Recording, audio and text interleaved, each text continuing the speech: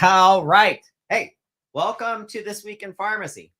My name is Todd Uri. I am your host, founder of the Pharmacy Podcast Network. And this is This Week in Pharmacy. I'm so excited to be back. This has been a fast week, super busy week. We are getting ready for the Assembia um, Specialty Pharmacy Business Event of the Year. I don't know if you've ever heard of Access, but it's AXS 23. It happens in Las Vegas every year. This organization puts together one of the most phenomenal business events for all things specialty pharmacy. Pharmacy Podcast Network will be there as press and media support. So if you're at Assembia, please reach out to me so that we can meet up and I can hear from you and how you're innovating specialty pharmacy as a pharmacist or pharmacy professional.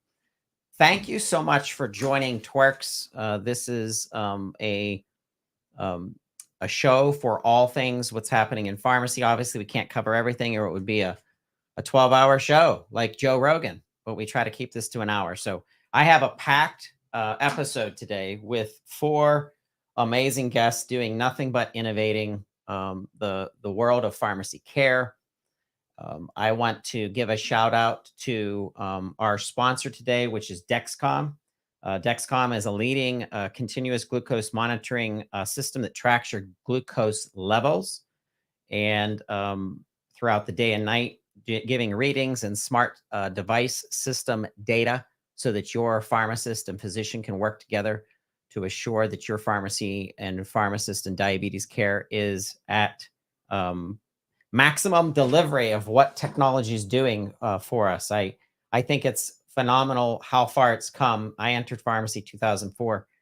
It is a completely different world today of what we can do with tech and inserting our pharmacists.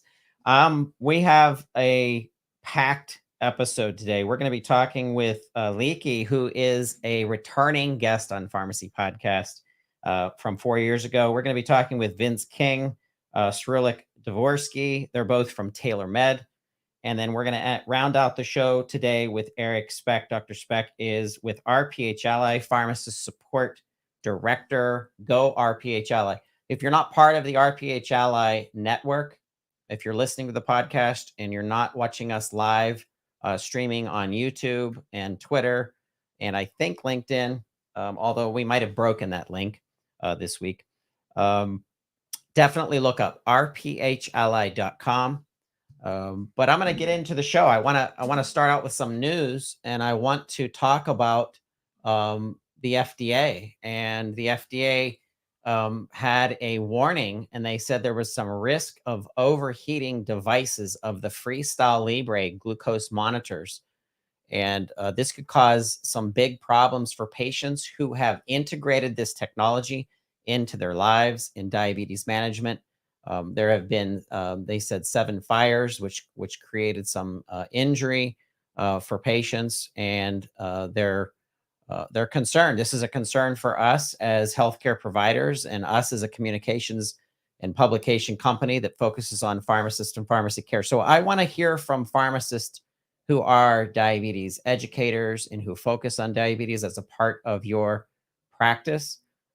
Please let us know if you heard from any of your patients who were using the Freestyle and how you're overcoming this. We're going to be talking to Like about this in just a second, but before, I want to get to the next news item, which is telemedicine provides paradigm shift in specialty pharmacist role on care teams. This came out from Pharmacy Times just this week, and it's a really interesting article about the use of telemedicine at the next level and how specialty pharmacists who are constantly in touch with patients ongoing for special analysis for their condition and the medications that they're on. I want to hear from specialty pharmacists. This is why we're excited about Assembia 2023. We want to talk about telemedicine at the event on purpose so we can understand how it's changed. Because as we all know and remember from the pandemic, we feel like we got shoved into, if you weren't already using telemedicine, you definitely understand its capacity now to help people. And I think people out there that were consulting in person that weren't able to get out for a myriad of reasons, realize the power of telemedicine. This is going to continue. So if you are a community pharmacist, if you're a specialty pharmacist, long-term care consultant, we also want to talk more about, and we'll be doing a segment on a future TWIRx about telemedicine specifically and the role of our pharmacists and how this kind of ties into the expansion of services. The last article before we get to our guests that I really want to jump into, I want to bring to your attention. There's an article out of Drug Topics that said what pharmacists need to know about point of care testing for STIs and sexually transmitted infections. We're going to be coming back to this subject with Dr. Nadia Archambault. She's known as the Sex PharmD. I'm going to do an entire episode on STIs and testing. We also have POC Talk, which is a point of care testing podcast brought to you by Dr. Kristen Talent. And I think I'd like a cross episode between those two, talking about the importance of point of care testing and STIs and how pharmacists can really become the go-to source for ongoing education about leveraging point of care testing, but then also follow up for treatments. And what that means for your practice and your community. I think of community independent pharmacists, and I think, wow, this is a business opportunity to give more consultative services and education to your communities. And I wonder if you've ever thought of a community day, or a sex education day, or even an education around sexually transmitted disease and how that could increase you as a healthcare resource and as the community advocate for public health. And so once again, anything that we talk about on TWIRx, it's almost like we set the stage for something bigger, either that becomes a series of content that we like to develop with you, or we reach out to companies who are becoming subject matter experts in the realm of whatever that topic is. And I think point of care testing over the next year is going to become a huge part of community pharmacies out there that want to leverage and become disease state experts. I want to bring in our first guest, who was on Pharmacy Podcast Network 4 years ago, and it's gone by fast. Dr. Like Abuja, and he is known as the Pharmacist podcast host. Like, it's so good to have you back and see you. And you look, like I said, you're handsome, professorial. And you look like a Jedi master. Thanks for having me back, Todd. And I'm so happy to be back with the family once again. Time went by so fast, and really can't believe it's been 4 years. I really can't. Before we started into the show, you were in the green room, and we were talking about what we were talking about, and we were on a new news item that just had come out in the Wall Street Journal, and I think Forbes talked about it, which was delivery of medication and delivery of health services through Uber. And jettison 4 years ahead, and that's not even news anymore. I know, right? Because it was like we predicted what was going to happen. And I kind of felt, because of the infrastructural backbone that Uber built, I kind of felt that if Uber Eats was a thing, which it was at that time, then Uber Health was going to be next. And boy, it did come to pass. Someone needs to get paid. I know. Like I said, we should have developed some kind of stock program dedicated to pharmacists that want to get into delivery of more services to their community coming out of the pandemic. It's so interesting. I want to shift back to the article. FDA warns risk of overheating fire with the Freestyle Libre.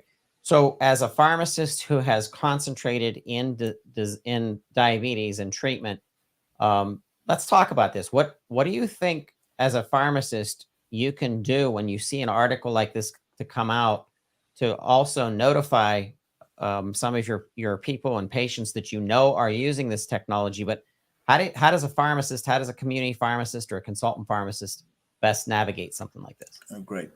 Thanks. Before I proceed with my comments and submissions, I will just like to make a disclaimer, just like I did the last time. I still have some associations and affiliations with Walgreens as a health outcomes pharmacist, where I just support strategies towards improving health outcomes for diabetes and other medical conditions. And as a dispensing pharmacist for CVS Pharmacy.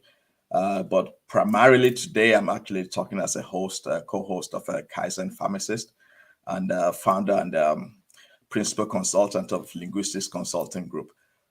Back to your question, Todd. I mean, it's amazing because one of the things that we actually started hearing from, I would say wearers, because you have to wear the pattern there for the users of the CGMs, it's that it wasn't really sticking a lot, but I think they've actually perfected that. But going to the flesh of the article, I did speak to some of the representatives from Freestyle. I do not speak for them. I did order a free meter from them like about 2-3 years ago, where I tested it, and everything was okay. But did they tell me the problem these people had was because, one, they're elderly, which means they did not have access to smartphones. That's why they were using transmitters. And just like you see on a daily basis, people come in that readings are whack. So we have to actually transition them back to capillary testing with finger sticks, just to kind of make sure they are actually in line at goal of their blood sugar readings. But as more and more people are actually joining this cohort of patients using the CGMs, it's just only going to get better. And I believe we are in the right path. What I'm wondering is if you're focused on diabetes care and now your patient comes to you, they've gotten used to using this technology to do the monitoring, to take their levels, anything that pops up that would be considered dangerous, they're probably reaching out to their pharmacist or physician, or someone on their care, a care team provider. But what do you do when we're getting our patients used to using wearables, technology, making sure that your phone's tied into this, your smartphone. So I really am interested in having a plan that if something does go wrong, that we can quickly shift as a healthcare provider, aka our community independent pharmacies, quickly react to something like this notification on the Freestyle. So what have you seen or what have you heard when it comes to implementing technology in diabetes treatment? Great. And in fairness to the manufacturers, which is Freestyle and Dexcom, who were two main ones I've kind of worked with, whenever we have a patient with situations like that, they will actually send in a free capillary testing device for the patient next day, and they're quick at replacing whatever device is defective. Because at the end of the day, it's extremely important that the patients actually monitor their blood sugar, and that's why you have that device.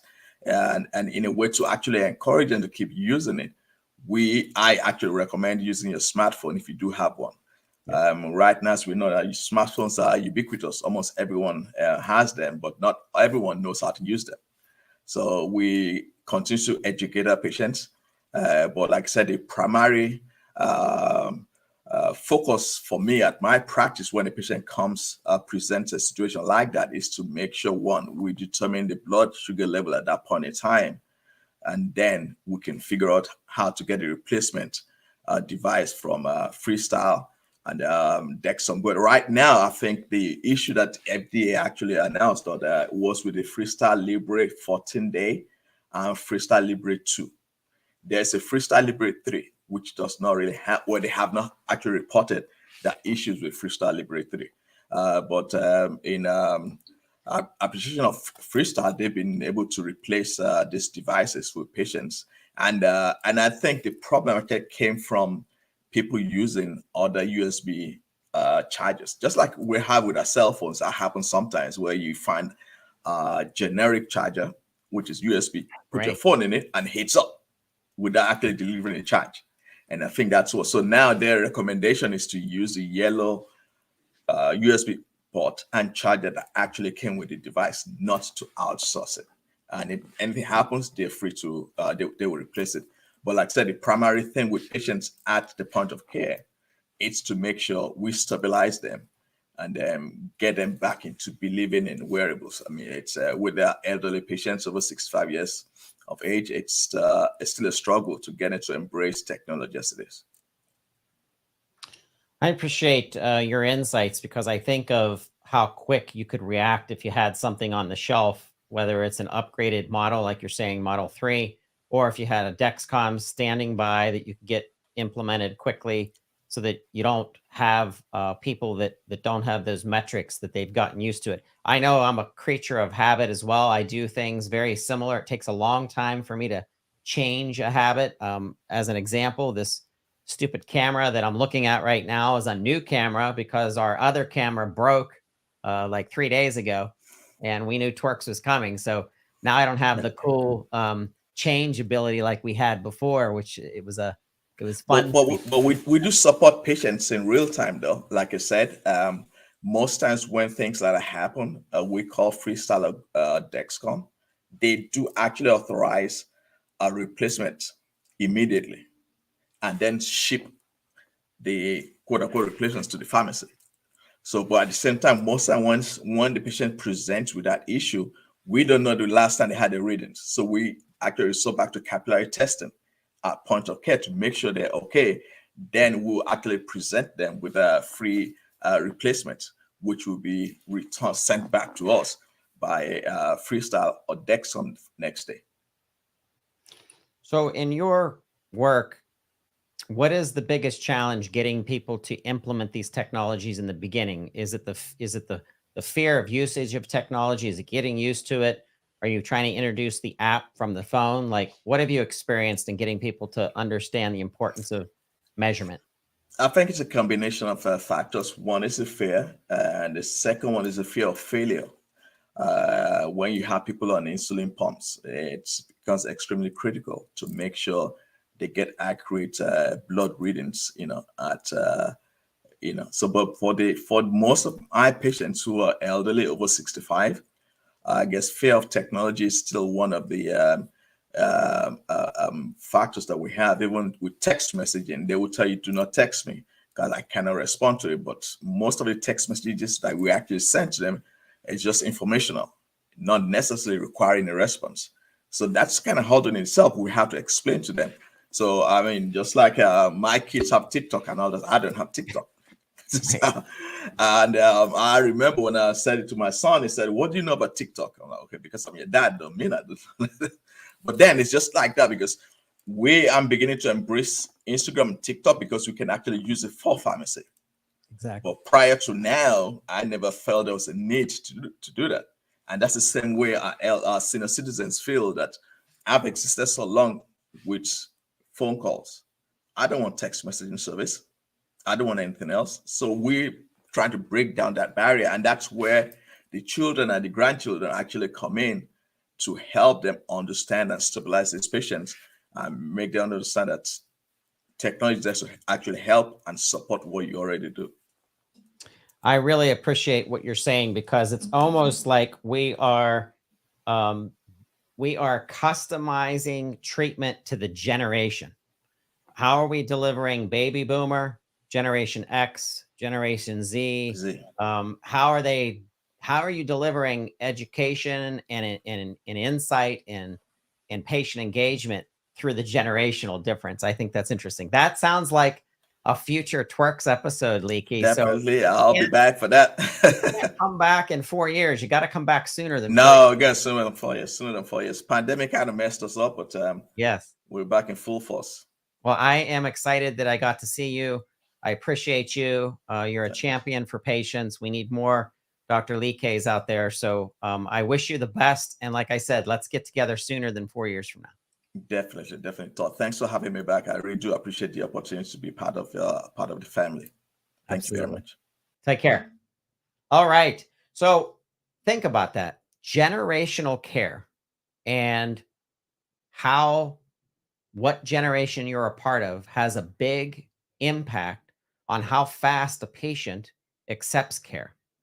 and how fast they get used to using technology in part of that care, and what's happening with our finances and the support units and how people are paying for their care. And that's generational as well. There are predictions about the changing of payment methods for healthcare, and some of it's pretty scary. The way that insurance is actually changing and how expensive it's become. It has to change. It can't continue to roll up. And I think that that's an interesting transfer and transition to our next guest, because there's a company out there that is focused on delivering more payment abilities and options. I want to read a quote before we bring on our guests. When that patient chooses rent over medication, that has a downstream impact on your physician, who now cannot get the patient on treatment. That patient doesn't adhere to treatment. I think that's powerful. They're missing cycles of medication. So I'm not driving the value-based outcome that I want to drive. The patient's having a poor experience clinically and financially, and that is failure of our healthcare ecosystem. So I want to bring on Vince King and Shrilik Dvorsky, CEO and co-founder of TailorMed. Gentlemen, I am so excited to have you here on This Week in Pharmacy. We are too. It's a pleasure being here. Thanks for having us. Great to be here, Todd. Thank you. So let's start out with Vince. Just give us a little background. That was your quote, by the way, that I read. And I really appreciated that. It was January just of 2023. You really thought this. I mean, that was an intimate statement that you made, because you it didn't sound over marketed. It almost sounded like you were just talking from your heart. So tell our listeners a little bit about yourself. Absolutely, Todd, and thank you. And, it isn't a marketing ploy, right? And I think at my core, I believe that affordability, we always talk about it in the context of the patient and how it impacts the patient, which is important. But there are many downstream impacts that affect outcomes around the entirety of the care team, and then the individuals trying to run the clinic, the care site. So I have spent, my career in healthcare. I've been in healthcare about 25 years, really on the revenue side of healthcare, understanding how we afford and pay for care, and supporting providers and pharmacies and payers in that activity. Over the last 5-6 years, been directly involved in the patient experience. And so how do we engage the patient? And my core belief is, through, has heard me say ad nauseum, if we can get further left in the process and engage the patient directly in many of these things we're asking, all the downstream tasks become easier to execute against. Right? Clinicians will be better, pharmacists will be better, outcomes will be better if we can just get left and help the patient. Shrilik, was this specific to oncology to start out, and now you're going into other disease conditions? Kind of talk to us about yourself in the founding of TailorMed.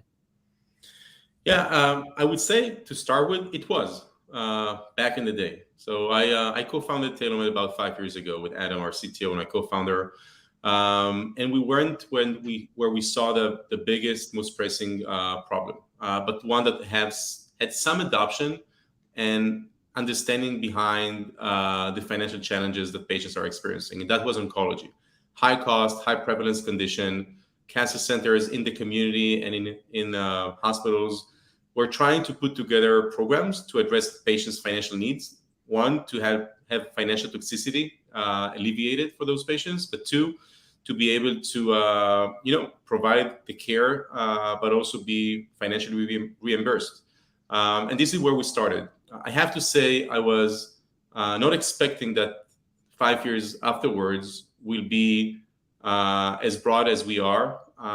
And it's good and bad. It's good because our business is growing. It's bad because the problem for patients far exceeds oncology. I think I heard you speak about diabetic patients just a few minutes ago with Dr. Leakey. Insulin is still unaffordable for some patients, and talk about other chronic conditions, and definitely specialty care areas like oncology require a solution. And I think that we found ourselves really serving many more areas of healthcare as a result of that profound problem of affordability, which is related to oncology, but unfortunately not only.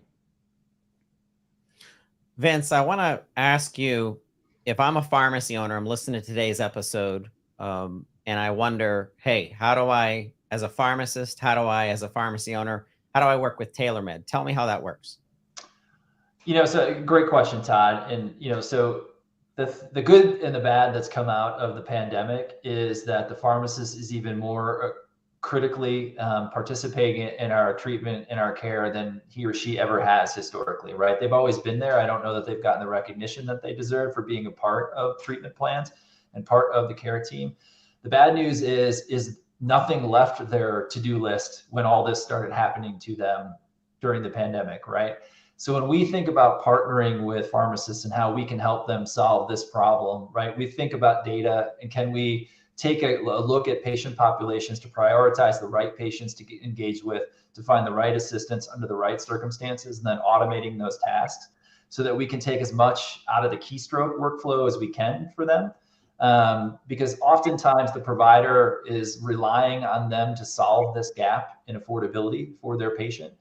And so when they look to partner with folks like us or others in the space, we want to look at, can we offload some of that keystroke work? Can we get some of that to-do off of their to-do list?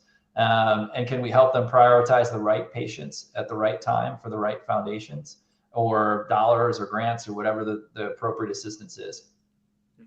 And if I can just add to that, Todd, I think that, when you think about pharmacy, it's a broad term as well. And we think that, the different use cases, whether it's a home infusion pharmacy or a specialty pharmacy or a retail pharmacy, require different types of intervention from, the pharmacies, whether it's, the owner setting the policy or the pharmacy tech meeting patients on a daily basis. And I think that, partnering with TailorMed starts with identifying what is that patient approach you want to take. What is your goals in terms of reducing prescription abandonment as a result of financial barriers to care? And then how would you like to provide that service to your patients? Technology enables that. But then are you experiencing, cases where you don't have enough staff and you would like to have the patients participate on their own? Or do you want to have a back office centralized team to do that? And we work with those types of organizations to first kind of understand that, these are the challenges that you have. These are some of the goals that you are setting in an organization. And then let's solution together to figure out how do we increase the availability of, or the utilization of available funding that TailorMed provides you with. So for them, we are that funnel of $58 billion worth of financial assistance that is out there. It's not TailorMed, but we are helping those patients proactively enroll to those opportunities so they can zero balance their out-of-pocket, best case scenario, or if not, meaningfully alleviate that. So when Madeline reached out to me, part of your communications team, and kind of talked to me about TailorMed, I immediately did my Google searching and found some information. The very first thing I thought about was the world of hub services within specialty pharmacy, where pharmacists have become experts in prior authorization and making sure that the prescription gets paid, as well as following up with the treatment from a financial perspective, and then splitting their duties between a financial driven pharmacist versus a clinical driven pharmacist, and really how important both of those sides are to keep people adherent. I almost feel like TailorMed is that all in one. Do you think that's a good comparison to kind of consider you like a hub services? I think that I definitely relate to your all-in-one statement, but I would just explain why. Pharmacists, and just in general, everyone who is trying to access different types of financial resources to get the care they need, find themselves trying to Google search, like you did, and find dozens, if not hundreds, of different programs and portals to try and find their options. We currently have more than 6,000 different programs in our database. The one-stop shop that we provide them with is that, funneling of those options to the right patient at the right time with the right eligibility criteria. So they don't need to go into each and every one of those portals. And hub services are essentials to this process. They provide the necessary help for the manufacturers to administer their programs, but there are many of those. But as a pharmacist or as a patient, to be honest, how do I know to reach the different portals? I need something that consolidates everything for me, then helps me manage that program lifecycle throughout my continuum of care. And that's what we provide them with. And Todd, I do think you make an interesting call out in the hub, though, because again, to the quote you quoted earlier, right, that it's impossible to separate the clinical and the financial journey of our patient any longer, right? So the data that we receive on the front end for us is often clinical in nature, right? That we see diagnosis and scripts and treatment plans and those kinds of things. We also often see financial, right? And that's how we begin to make our decisions. So we are in a place to be able to facilitate that journey for the hub themselves, for the pharmacists themselves, and ultimately for the patient. So talk to me, and I'm not sure either of you can definitely take this, but I'm very curious. So I've worked in pharmacy software systems for years. That's actually how I entered pharmacy. So there's 25 systems out there. The dominant one in community pharmacy, like Pioneer RX or Liberty or something like that. So how does TailorMed interface with these systems to deliver all of that data so that the pharmacy that is the preferential pharmacy of the patient is able to move forward in their treatment? Yeah, I'm happy to take that. Just a bit of my engineering background to explain how we are working with those types of vendors or IT systems. At the end of the day, what we need in order to empower the pharmacies to leverage the full capacity of what we can offer them is data from the IT systems that you mentioned. Whether it's an EHR on the provider side or a pharmacy management system on the pharmacy side, or multiples, we have the capabilities of getting those data feeds into TailorMed, which power our ability to be proactive and predict which patients will need the assistance the most. So we can do that in many different ways, whether it's a low lift on the pharmacy IT or a fully integrated solution. We have all of those capabilities, but at the end of the day, it goes back to what the pharmacy wants to try and achieve from a use case perspective. We don't want to just connect tech for the sake of tech. We want to make sure it's something that supports the use case they need without burdening them with developing like crazy APIs that everybody likes to speak about. We can, but we need to make sure that it supports the right model. And we do work with those types of vendors that you mentioned. We get data about patient demographics that they usually store. We get the script data that we need in order to find eligible programs that have financial assistance. And we can complement that data with our own, data sources, whether it's the programs data for financial assistance or benefits data with our own benefits investigation engines that we have. Vince, and starting with oncology, you've now built out an entire portfolio of services out of what TailorMed's delivering. Expand for our listeners what else TailorMed is doing.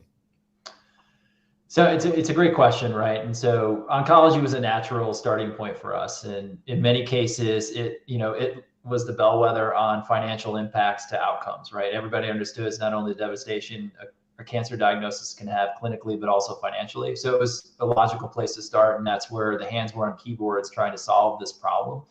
As we stepped back and we looked at the opportunity, that's a small subset of the patients that we could assist, given the opportunity to broadly look at them, right? So when we think about solving the problem, we start at a high level, and we'll take a look at all the patient data across a pharmacy, across the health system, across the practitioner to look at your prescribing and dispensing behavior, right? Once we look at that data, then we can look across disease states, regardless of diagnosis. We can be everywhere a prescription is written and or dispensed, and it gives us the best way to see all of the opportunity for assistance that's available within a particular care setting, right? So that's not to say that all of it is appropriate assistance, right? So we just start at the universe and we work down to the appropriate, because we can see the totality of the patient population.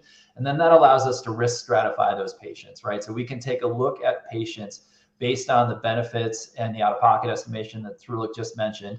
And then we can risk stratify them, right? So we can take a look at, and this is an oversimplified example, right? But if I have commercial insurance and a branded medication, there's a good likelihood that I'll get approved for a copay card. That copay card is available today. It'll be available next Tuesday, right? TWIRx may be in a different financial situation. He may need foundation assistance. Those funds open, close, fund, defund with irregularity. So we want to prioritize the enrollment of TWIRx into that foundation today, right? Regardless of his diagnoses, regardless of his medication, we want to find that opportunity to help him today so that we can capture those dollars, right? So that drives all of the clinical outcomes, and it drives financial performance for the health systems or the pharmacy, because we can capture those dollars in real time. That if you postpone TWIRx till next Tuesday, those dollars may be gone, right? So when we look at how we can help folks in this very broad and yet unique problem here in the States, is that we can provide that broad visibility to the entirety of your patient population, understand how to rank order, risk stratify them, so we're engaging with the right patient at the right time and finding the right assistance, regardless of disease state, diagnosis, drug type. That's where we can dig in and where we can leverage the tools that we're mentioning. Yeah, and actually, Todd, I have to say that you mentioned oncology, which is like a natural go-to disease state. It's part of the problem. And I'm gonna give a talk in Zambia in a few weeks about some of the stories we see from the trenches, meaning our network, and how so many efforts are being put by pharmacies and provider organizations to try and move the needle for patients, but not all of them are successful. And part of that is because when you think about financial assistance, when you think about financial toxicity, you think about oncology. But unfortunately, financial toxicity is not only an oncology problem.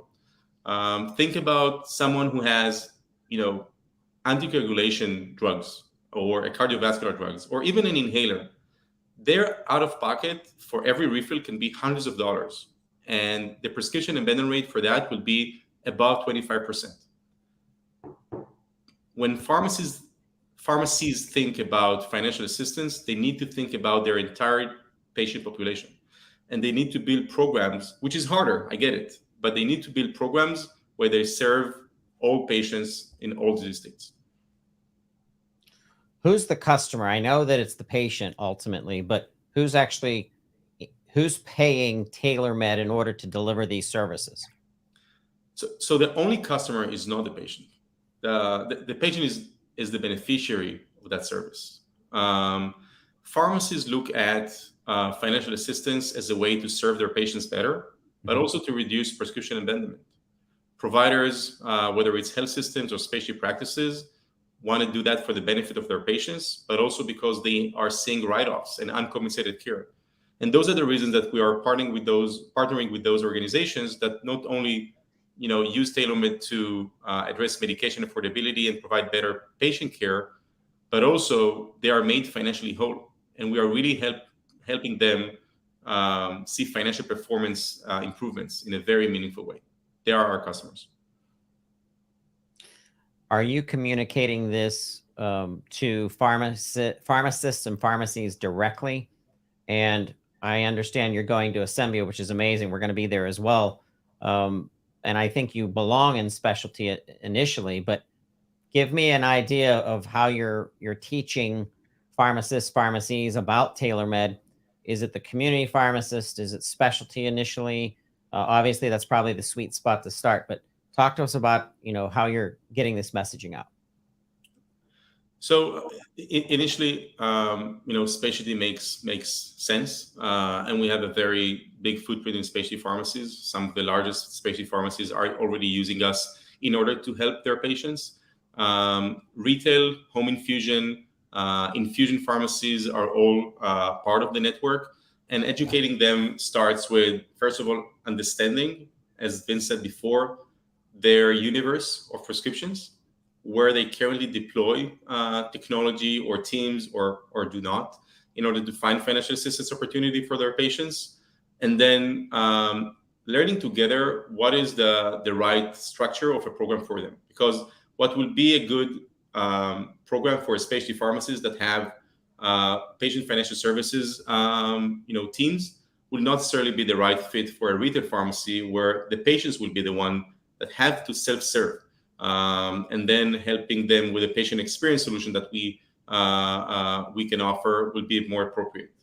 So I think it starts with data. It starts with what is your prescription data, how many of your patients are currently struggling to fill their scripts, and then starting from there. But Vince, any thoughts there? Yeah, the only thing I would add is, like, I think we talked about it earlier, right?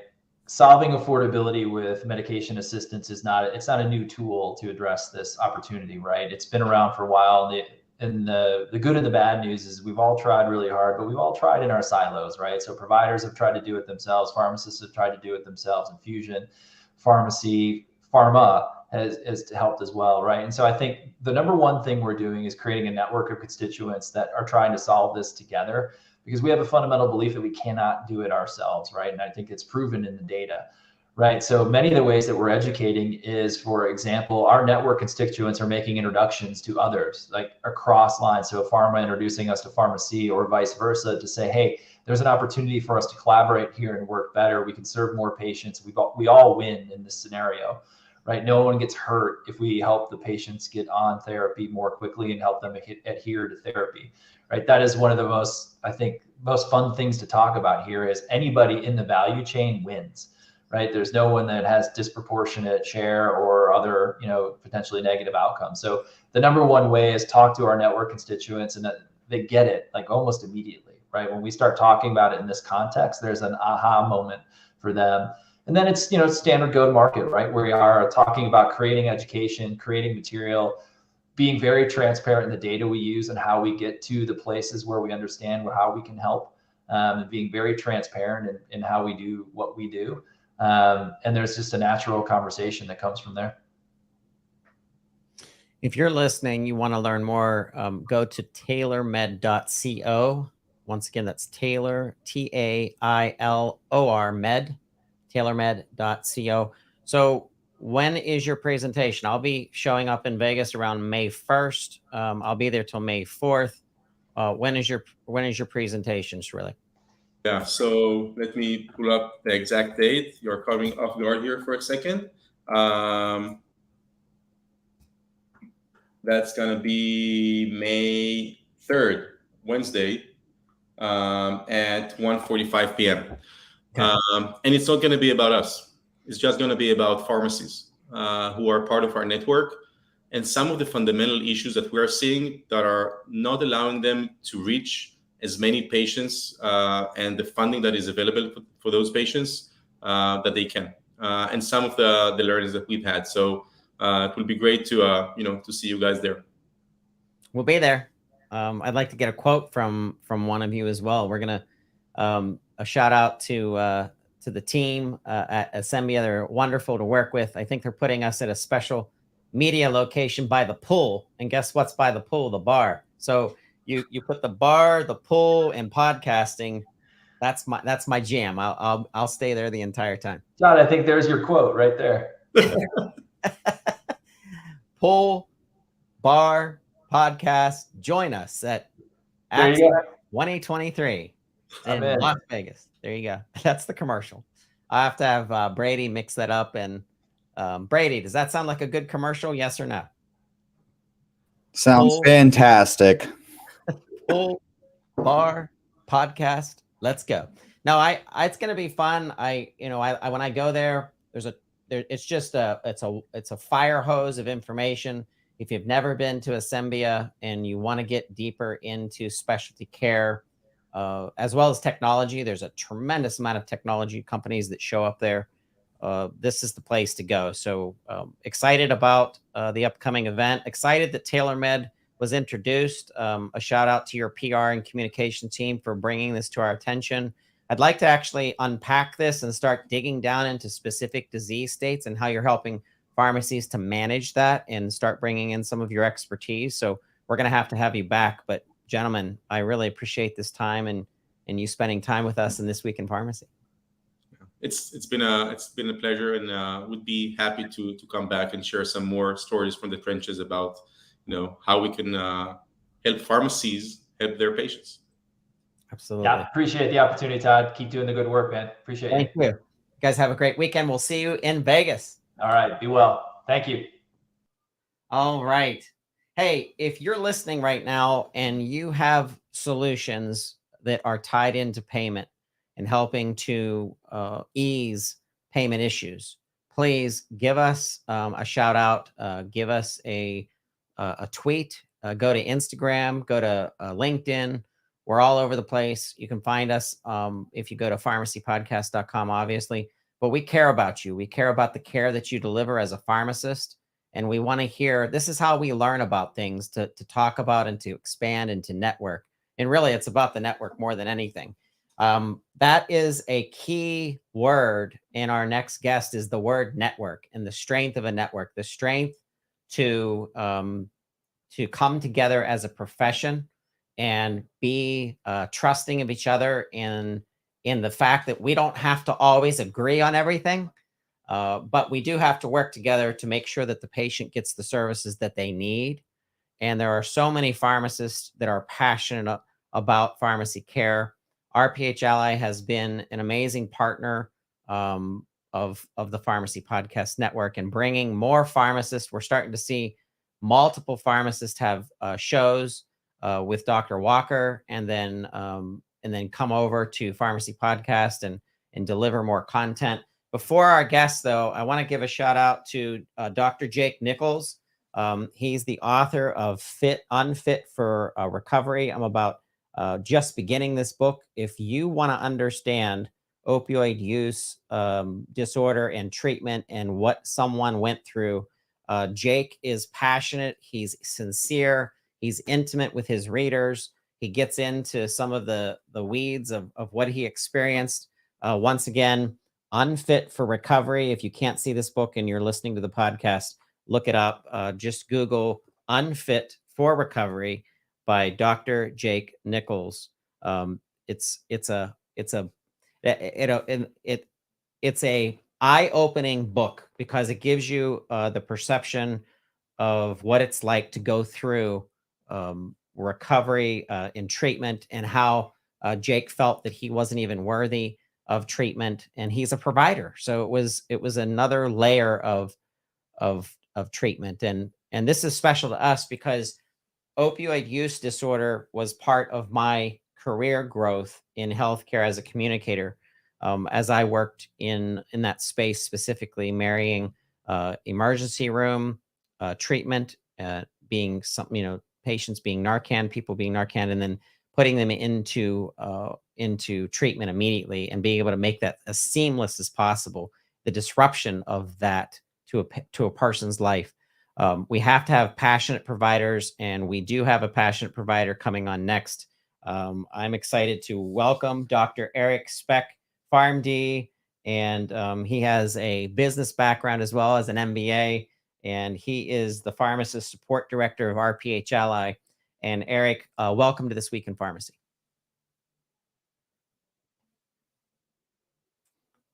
Oh, I can't hear you. Your audio is turned off. All right, that's better. Apologize for that. No, I said I'm excited to be here. Thanks for having me on. Do want to add about that book that you were just talking about, Unfit for Recovery by Jake Nichols. I have that book. It's sitting right over there. Unfortunately, I have to admit I have not opened it yet, but I am looking forward to diving into it. I've known Jake for, probably a year or two now. He's an awesome guy. He's one of the reasons that I became more public about my experience and my story. From hearing people like him, sharing their story, kind of gave me the courage to share mine. So, thanks to people like Jake, it's one of the reasons that I'm here today, talking with you. That's special. So give us some background on yourself. I want to know why you wanted to become a pharmacist. I'm so curious. I've never asked this question and received the same answer. It's different every time. I've talked to thousands of pharmacists over the years. So what's your story? Sure. Well, I'm a third generation pharmacist. I'm actually the fifth to graduate pharmacy school in my family. So a lot of times I joke around and I say I became a pharmacist because I was brainwashed growing up. And the truth is, my family, my father, my uncle, my grandfather, they owned a few pharmacies when I was growing up, and they really enjoyed it. They enjoyed being pharmacists. They enjoyed helping their patients and, providing, I guess, a service to the community in a great way. So I saw how much they loved it. And so when it got time for me to kind of choose my career path, I looked at a lot of different things, but ultimately settled on pharmacy because it was something that I knew I would enjoy as well. Doing for a while and helping people. So your experience with what you went through in your personal life and how it just probably disrupted your life a bit. Share with our listeners about that. I think that's very interesting, just like Jake, because you see it from a different perspective because you are a healthcare provider as well. Yeah, one thing interesting, and it's true for me, and I hear it a lot about other healthcare providers who struggle with addiction. They always think it's never going to happen to me. Especially as a pharmacist, she says, I'm the drug expert. I know everything there is to know about these drugs more than anybody else. So I know how to not get addicted, or whatever story we're trying to tell ourselves that it's not going to happen to us. And so that's the story I told myself. I said, I'm a pharmacist. I'm a very responsible person. I'm a very professional person. I'm not a drug addict. It's not going to happen to me. And that was like the first mistake. So shortly after I graduated pharmacy school and started working in the profession, I did develop a opioid use disorder. And one of the reasons I fell into that trap, growing up and just things in my life, things came relatively easy. There was nothing I wasn't able to conquer or accomplish. If there was a challenge, no matter how big it was, I was always able to be successful in pursuing that. And this was the first time in my life where something really just kicked my ass. I could not defeat it no matter how hard I tried. Once those the opiates got a grasp of me, it would not let go. And it happened so quickly. Really, it was about 6 months of use before I was in the worst place of my life and I couldn't stop using. Was this based on an injury initially, or was it something that you just got into from a recreational perspective? But how did that kind of transpire in domino? Yeah, good question. It was definitely not an injury, nothing physical. Sometimes I joke around saying, yeah, I know opiates are used to help manage pain. And I said I was struggling with some emotional pain, and the opiates worked really well for that. Makes sense, though. Goodness, I have a family, some of on my mom's side especially, that went through some alcoholism and how easy that was. And I feel like throughout my life, I've teeter-tottered in that realm, and I've always been able to pull back with being double checked by family people and in my life that are telling me watch out because this has been in your family. And I think there's a tie back to generational addiction too, and I think sometimes that's psychological, the way I was always around it, from the time I can remember. The smell of it, the support of they call it what, supporting dysfunction with dysfunction. and it can snowball, and it can. But now you have something very special to offer, Eric, and that is you understand it because you went through it. So how does that impact your ideas for care for people that are going through opioid use disorder? Yeah, you definitely are able to understand it on a different level. And that's one reason I, reached out to you initially was, the pharmacist's expanding role into treating patients with opioid use disorder by providing, buprenorphine medications, being on the front lines for that. And that's a treatment regimen that I went through as well.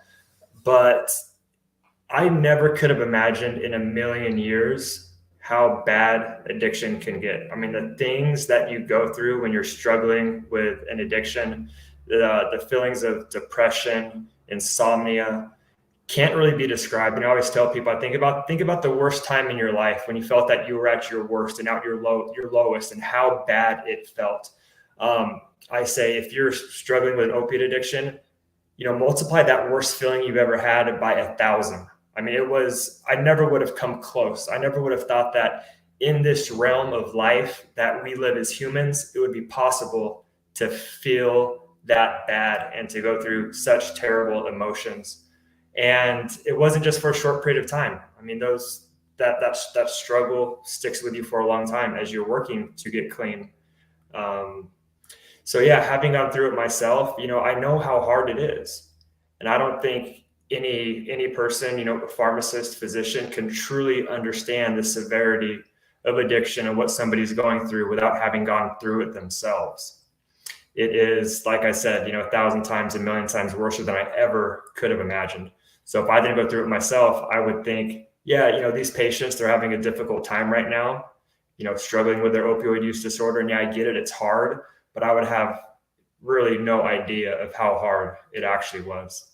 So, I developed a lot of empathy and compassion for people who are struggling with addiction. And, I've learned what works for me. And I just try to be that person for, those people who are out there. And on RPH Ally, I'm the director of the Pharmacy Peer Support Channel. And we provide support for a lot of personal and professional issues. One of the main reasons I wanted to join RPH Ally and do this is because I know there are a good number of pharmacists out there, pharmacy professionals, who are struggling with, some type of substance use disorder. And to have a place to go to talk to somebody who really understands, what they're going through, and to provide a little bit of direction and guidance is really, really fulfilling for me. It's something I do pro bono, just because I care so much and I want to help people so they don't need to go through the same thing that I went through, or at least not for as long, if it's possible. Our network has been a constant drum of content around addiction and specifically opioid use disorder. And we had a 7-part series through the University of Pittsburgh Pharmacy School, Duquesne University, and the Pennsylvania Pharmacists Association, all about stigma. And I think you and people like Dr. Nichols, Jake, present an extremely valuable perspective, because when you start talking to a fellow provider that's going through it, you immediately come across sincere and not stigma driven, where you feel I don't think that they feel judged, because they know that you've been through it too. And I think there's a special, not that you want our providers to have to go through it, obviously, and experience it, but the light at the end of the tunnel and the goodness that has come out for you and for someone like Jake is the fact that you can speak levels ahead than someone that never went through it, that's kind of having to build trust. I think there's a trust there that you give off almost immediately when you're talking to a fellow provider. Yeah, no, I agree with you completely. I think it is very natural that occurs. The stigma thing is huge. When somebody, whether a patient, a family member, a friend, you hear about they have an addiction problem, or they're an alcoholic, or they're addicted to opiates, whatever it is, there's automatically a negative connotation to that. Somebody described to me a while back, they said it really should just be like, if somebody falls and breaks their arm, it's like, oh my gosh, there's, a condition here that needs to be treated. They're hurt. And then once it's fixed, they're not known as the broken arm guy anymore. But, if somebody who has addiction, it should be looked at the same way as somebody who had, a fractured arm. This person is, going through a challenge. They're struggling with this condition, this substance use disorder, and they're going to heal from it, with the right treatment and the right course. Hopefully, it's of course what we all hope for. And then that should be it. But, there's that stigma there where if somebody's been clean and sober for 5, 10 years, 20 years, haven't had an ounce of alcohol or illicit substance in their body longer than most people, but yet they've been labeled an addict and have a history of addiction, that's going to stick with them forever. And that's just not right at all. I know there's a big push to end the stigma on this kind of stuff, and we're making a lot of progress. It's going in the right direction. And, it still has a long ways to go, but we're making progress there. So that's refreshing. A shout out to our listeners, Eric, and our listeners. We have a new series called Opioid RX. It's dedicated to our profession. It's dedicated to pharmacists that are in opioid use disorder and are innovators. We've had 2 episodes so far. Eric, you are invited to become one of those episodes, if not a numerous of episodes. So I'm going to be reaching out to you, scheduling that. And I'd like to actually get Jake on. Maybe the 3 of us could actually have a conversation. Yeah, it sounds like it would be a fantastic conversation and episode. Yeah, undoubtedly. I want to say thank you, but with how open you've been and sincere, and I know that that's not hard in itself, but you're a champion of healthcare, and you're a hero of mine, obviously, as a pharmacist. And I just want to say thank you for being a guest today. Yeah, thank you, Todd. It's become easier, like I said earlier with Jake, the more people that tell their stories gives me the courage to tell my story. And in doing so, I hope it encourages others to do the same. And in doing so, it helps me heal. So it's it's a win-win for everybody with me doing this. That's awesome. Thank you, Eric. All right, We'll Todd, talk thank to you. you soon. All right. You are pharmacists, you are pharmacy technicians. We are here for you. If there's anything that we can ever do, we want to do it for you. Please reach out to the show, tweet us, follow us, tell us what content we're missing and what we can design for you. If you're going to, once again, Assembia, please reach out to us. I'd love to meet up with you there. If you don't have a US Farmy shirt, go to usfarmy.com. Once again, that's usfarmy.com. Buy a shirt. 100% of these shirt proceeds go to veterans advocacy organization here in Fayette County, Pennsylvania, called the Dog Tag Club. And with that, that was This Week in Pharmacy for April 14th, 2023. We love you, pharmacists. You're our favorite providers, and we will speak with you soon.